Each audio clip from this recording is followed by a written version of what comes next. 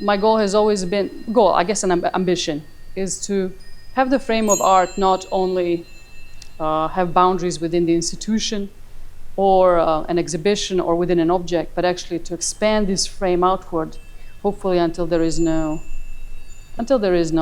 boundary. It's just outward, the way that these people who are coming to the museum, who are taking on these characters, are going to embody them, ingest them, and then carry them out in the city of Shanghai and beyond.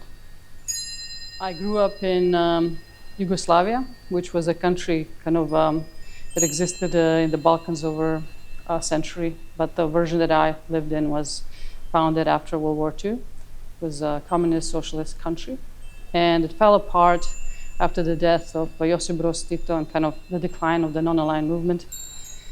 And this collapse was total. There was a war, there was an economical collapse, and there was a collapse on every level of society.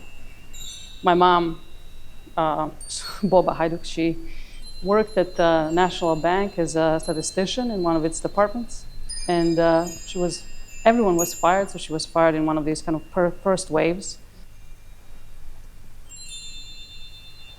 And we all took up small jobs, and my first job through a family friend, was to be a prop assistant at the Yugoslav National Theater for a period of 1 year.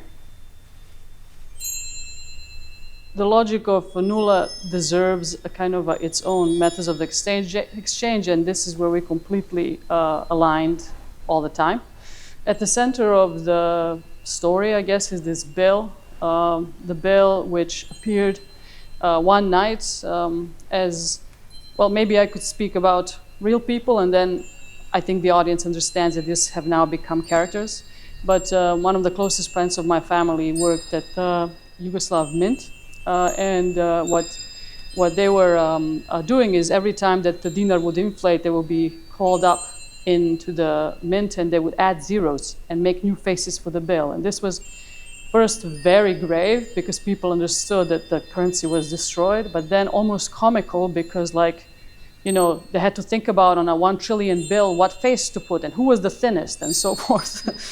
So one night though, they ran out of personages to put on the bill, and they put a picture of their daughter on the bill, and then made this series of called The Family.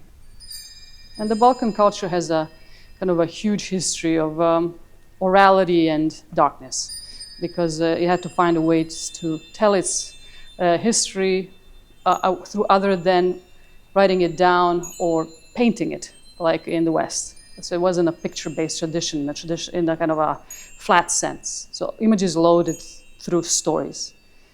I think both about my camera and my exhibitions as this space for loading images in the original sense of the word, where the camera is a space.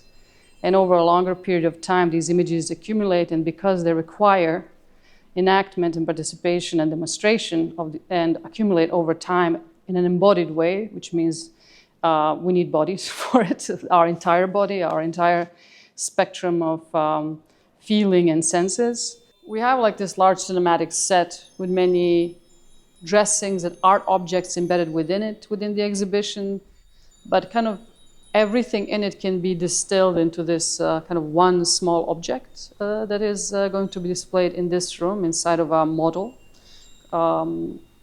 which is a pearl. One of the things that I have from the time when I was prop assistant is that at the very end of my engagement, the MC of the theater, Lane Gutovic, gave me a gift. And this gift was a little button from his white shirt of his MC uniform. And he died right before I could interview him for the book that we were produced also with Rockbund for this work. But when he died, I'd broken up the pearl into smaller pieces, and I put it into pearl oysters. And over a period of 2.5 years, these buttons grew into pearls. And the pearl exhibited here is one of them. So we have an amazing object that contains it all in this space over here.